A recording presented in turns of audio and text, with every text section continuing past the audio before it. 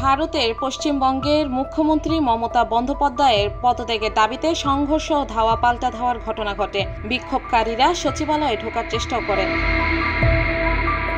আনন্দবাজার জানিয়েছে, মঙ্গলবার মহাত্মা গান্ধী সড়ক, Kolkata police training school, Santragachi, Howrah সেতুতে বিক্ষোভকারীদের সঙ্গে পুলিশের ব্যাপক সংঘর্ষ হয়। বিক্ষোভকারীদের ইটের আঘাতে আইনশৃঙ্খলা বাহিনীর এক সদস্যের মাথা ফেটে যায়।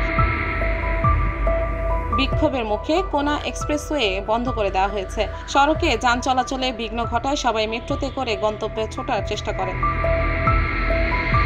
পশ্চিমবঙ্গের বিখ্যাত আরজিকর হাসপাতালে এক নারী চিকিৎসককে ধর্ষণ ও হত্যার প্রতিবাদে বেশ কয়েকদিন ধরে আন্দোলন করছেন সেখানকার শিক্ষার্থীরা। এরপর এটি মমতার পদত্যাগের আন্দোলনে রূপ নেয়। দফা এক দাবি এক, মমতার পদত্যাগ, প্লেকার্ডে এমন স্লোগান দিয়ে রাস্তায় নেমেছেন তারা।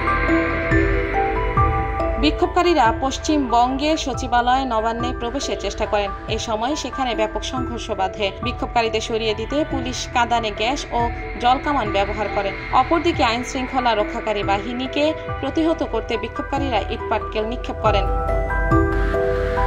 মুখ্যমন্ত্রী মমতা মুখোপাধ্যায় সচিবালয়ে প্রবেশ করেন। বিক্ষোভ চলার সময় তিনি সেখানেই অবস্থান করছিলেন। বিক্ষোভকারীদের উপর যদি পুলিশ কোনো নির্যাতন চালায় তাহলে কঠোর অবস্থানে যাবেন বলে জানিয়েছেন পশ্চিমবঙ্গের বিরোধী দলীয় নেতা শুভেন্দু অধিকারী।